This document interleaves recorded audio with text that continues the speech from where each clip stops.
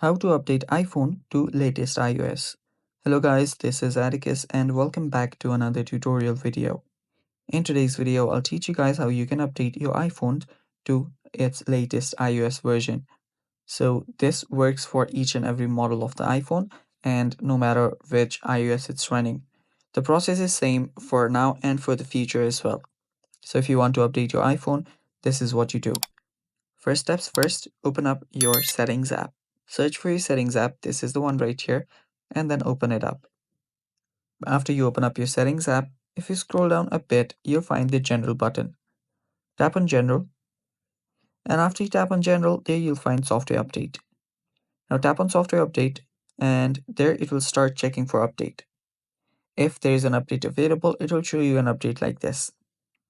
After you find the latest update available for your device, tap on update now option and start updating. After you update, you can restart your iPhone and then your iPhone will start using the new iOS.